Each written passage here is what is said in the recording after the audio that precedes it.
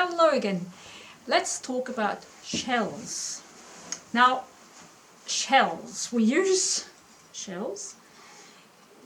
mainly to extract muka.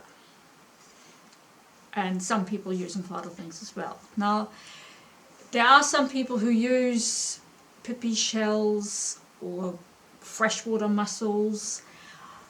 I recommend, and I was shown, green lip mussels, New Zealand green lip mussel shells.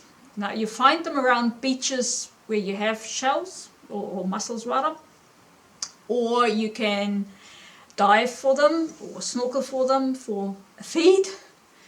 You may find them at hui, where you go to your local marae, and they usually chuck the shells out the back, so maybe ask the cooks if they have any.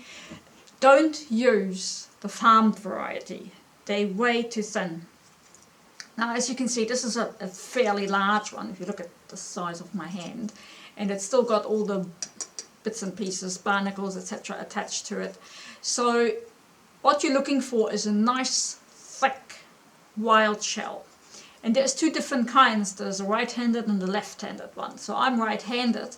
So this one with the straight edge, if I show it to the camera, this is the inside. The straight edge on the left, on my left, is a right-handed shell.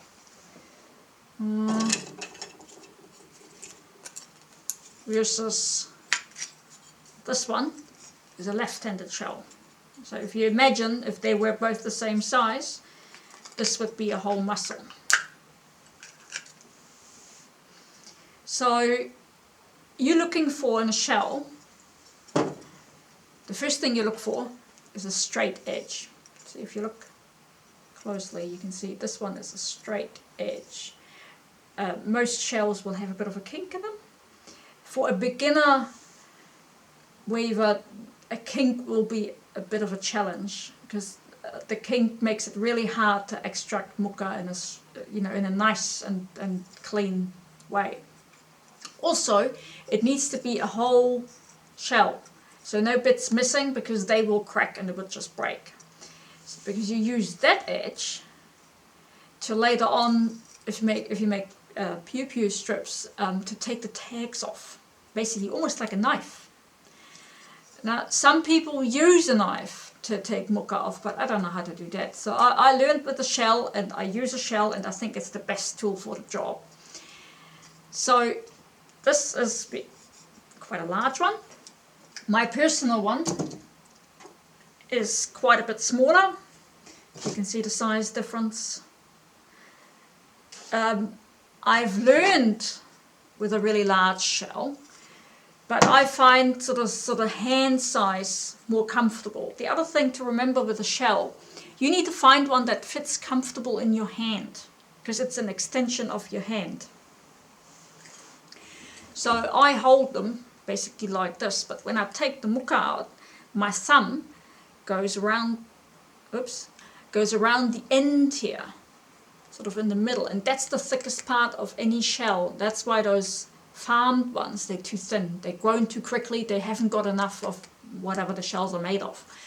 So you want something that fits comfortable in your hand. But if it's really large, if it's really small, I don't care, or you shouldn't care. Whatever fits works. The other thing with a shell, or a shell for weaving, you would want is sandpaper. Now this is dry sandpaper, P120.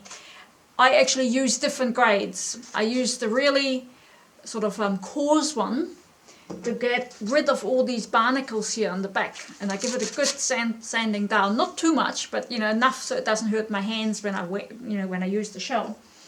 And then you want to use something as fine as this to make the edge sort of semi-sharp.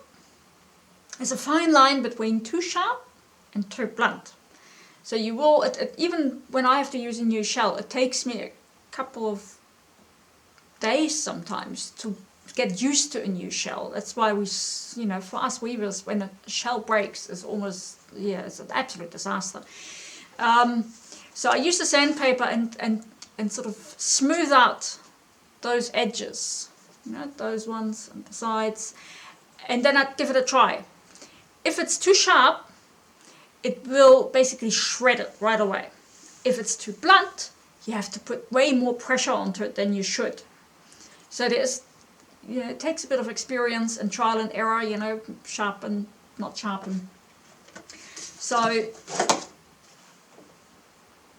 the best shell is one that fits well in your hand, that does the trick, has the right sharpness. This one, that I'm using, actually has a bit of a kink in it, but I've got a bit of experience, so I can work with it. I can work around it. Now, if you haven't access to a real shell, you can use a fake one.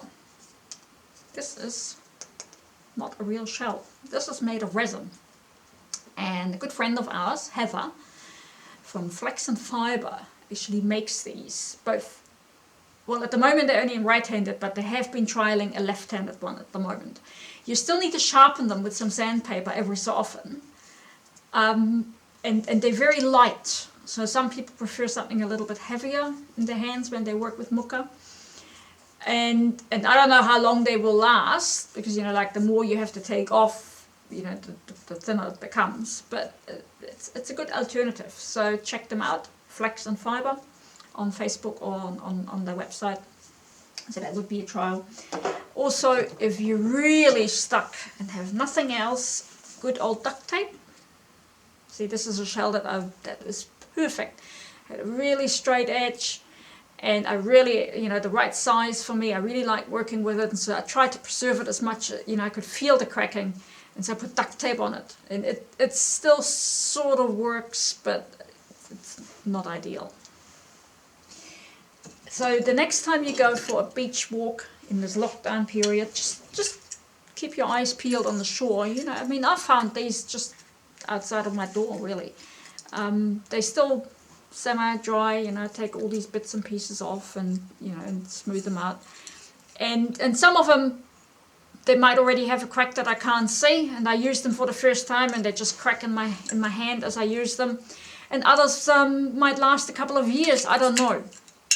But so ask around your friends and family if they go to any hui around the country. Probably not at the moment, but once this lockdown is over. And ask the people out back at the kitchen, they might put the shells out the back. If you can have a look, forage, grab them, put them a little bit in the sunlight so they don't smell anymore.